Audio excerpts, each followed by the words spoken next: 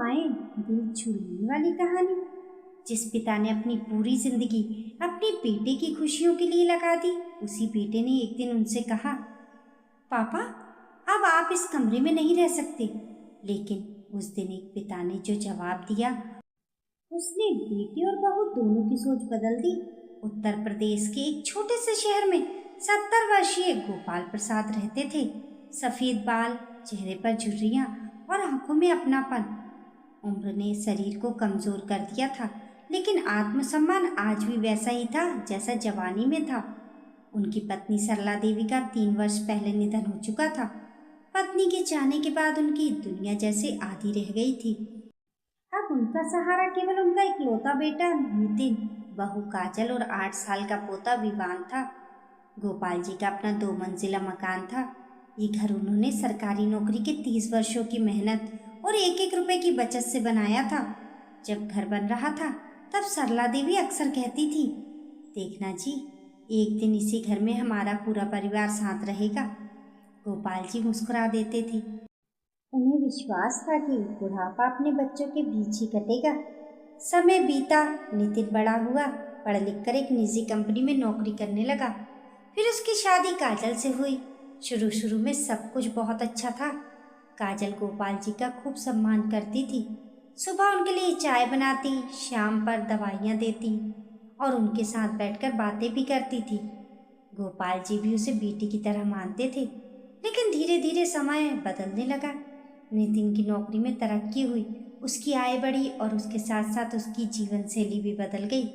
अब घर में नए नए फर्नीचर आने लगे, महंगे पर्दे लगने लगे और आए दिन मेहमानों का आना जाना बढ़ गया। काजल को अब घर की साज सज्जा और लोगों की राय की चिंता ज़्यादा रहने लगी।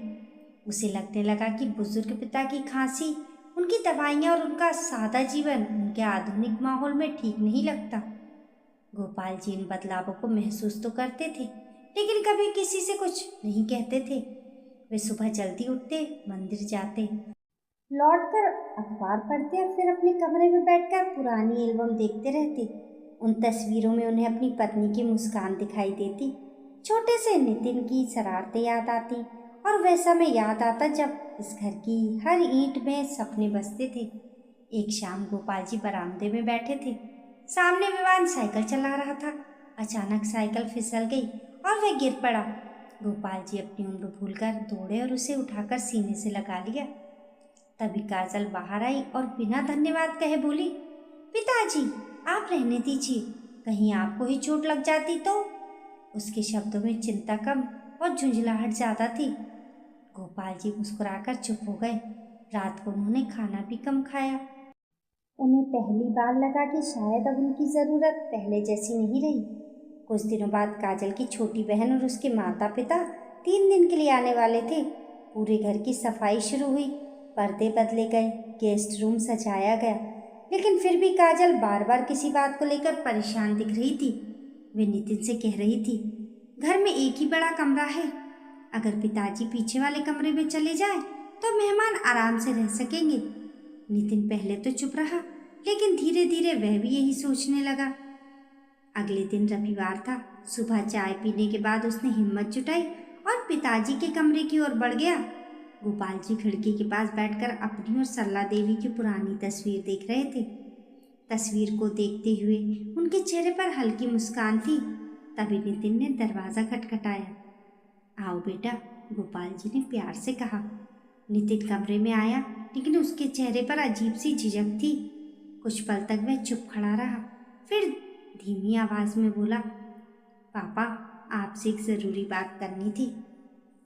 गोपाल जी ने मुस्कुराते हुए कहा, हाँ बेटा कहो, क्या बात है। नितिन ने गहरी सांस ली और वह शब्द कह दिए जिन्होंने एक पिता के दिल को भीतर तक झकोर दिया।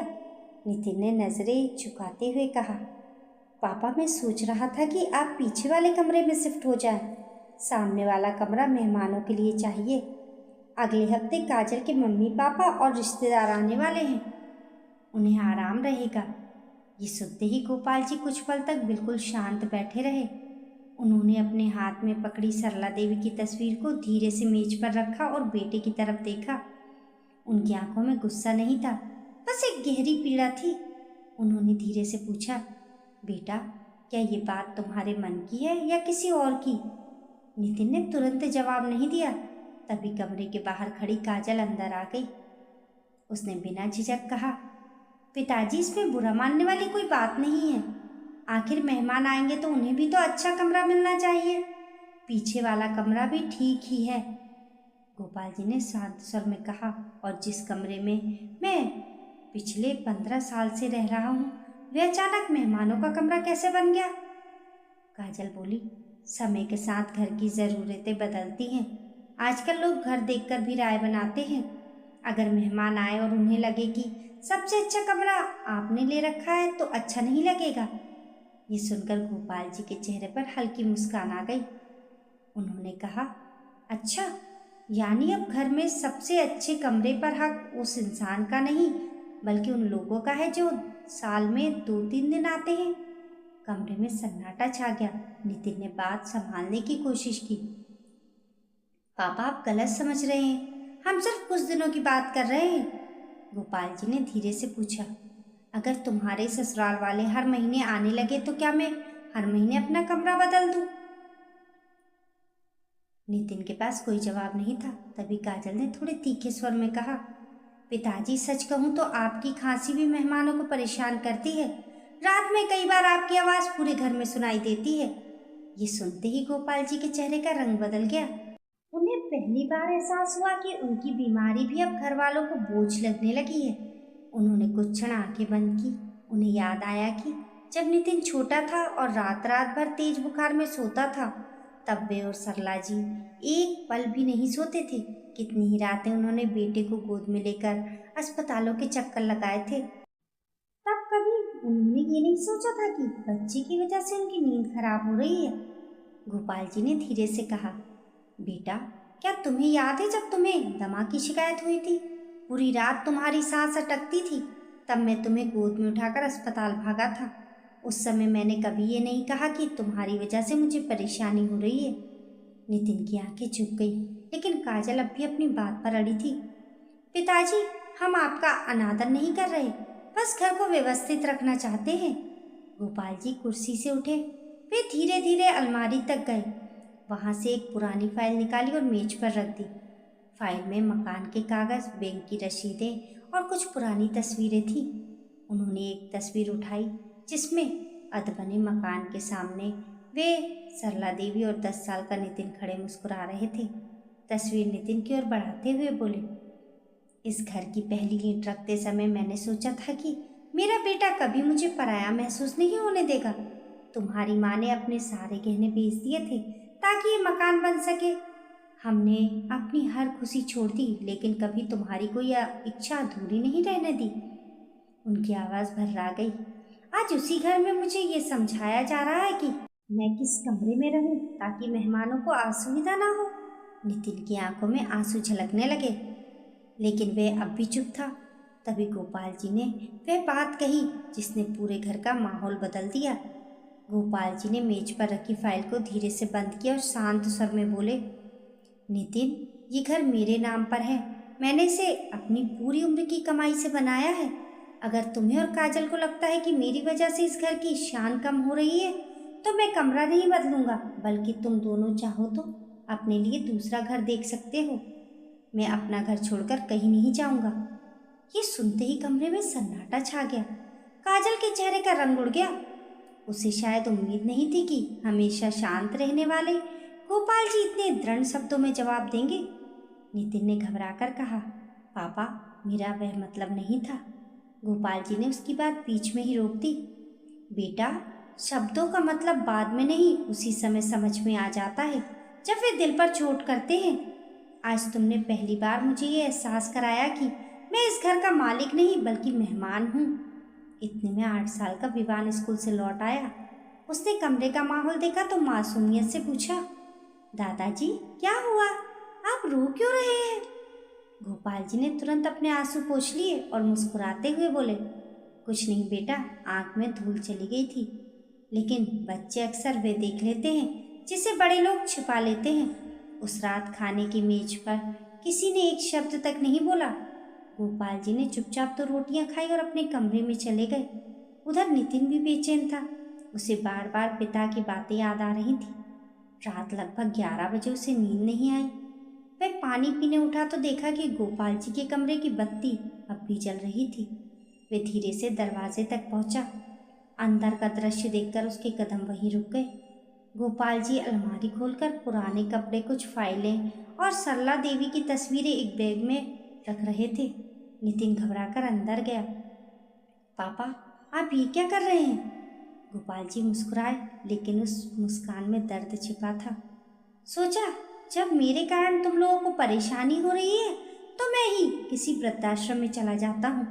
वहाँ मेरी उम्र के लोग मिल जाएंगे, तुम लोग भी अपनी जिंदगी आराम से जी लोगे। ये सुनकर नितिन के पैरों तले जमीन खिसक गई। पापा, आप ऐसा सोच भी कैसे सकते हैं? गोपाल जी ने गहरी सांस ली। ये सोच मैंने नहीं बनाई बेटा, तुम्हारे शब्दों ने बना दी।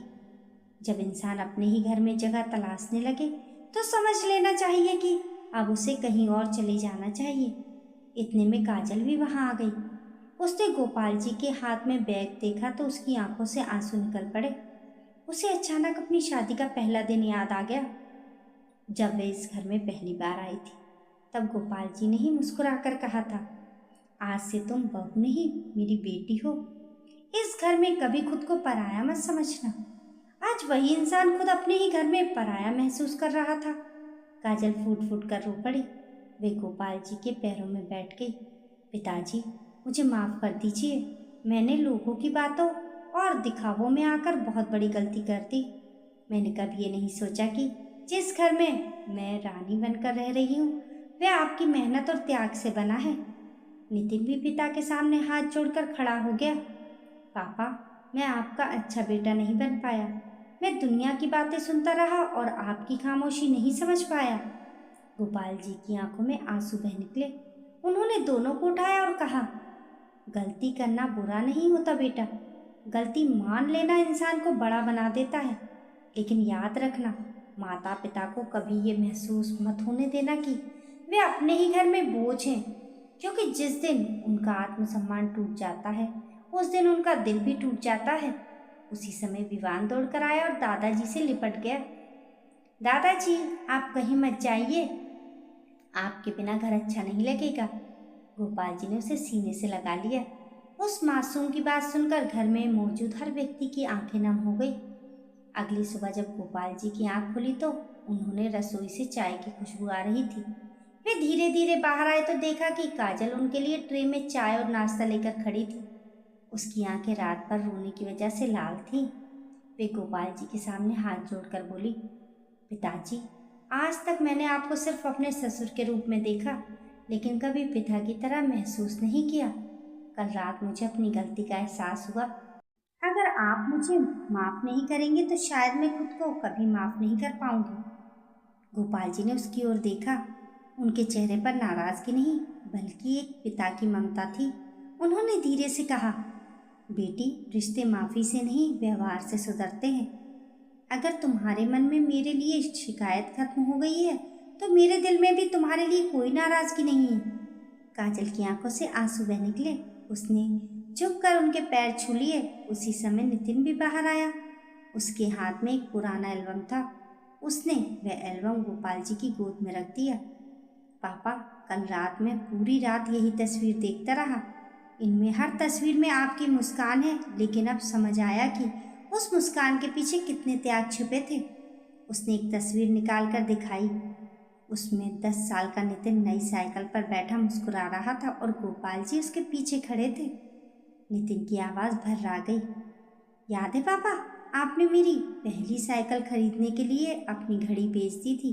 तब मुझे लगा था कि आपने नई घड़ी ले ली होगी, लेकिन कल अलमारी में पुरानी रसीद मिली। तब पता चला कि आपने मेरे लिए अपनी पसंदीदा घड़ी हमेशा के लिए छोड़ दी थी। गोपाल जी मुस्कुरा दिए। बेटा, पिता अपने बच्चों के लिए जो करता है उनका हिसाब कभी नहीं रखता। नितिन फूट फूट कर रो पड़ा और मैंने उसी पिता को कमरे से हटाने की बात कह दी।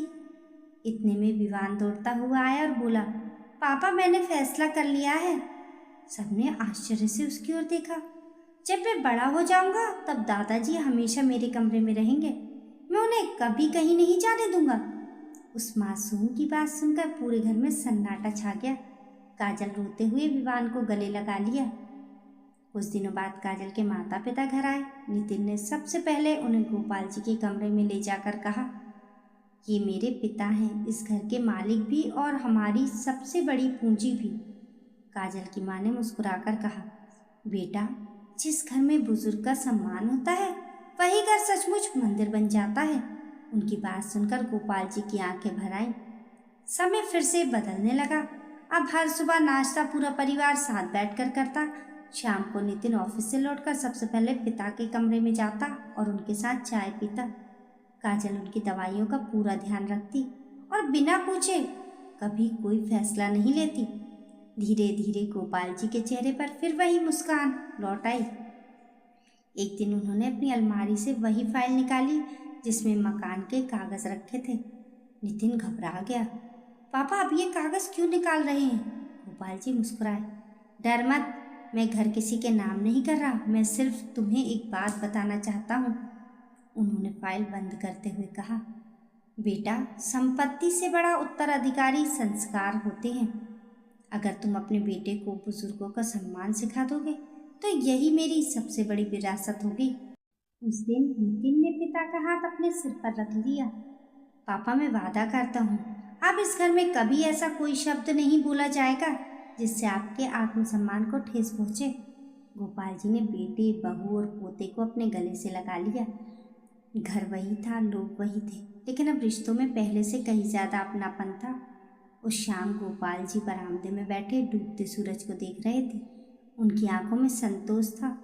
उन्होंने मन ही मन अपनी दिवंगत पत्नी सरला से कहा, देखो सरला, हमारा बेटा रास्ता भटक गया था लेकिन अब वापस लौट आया है।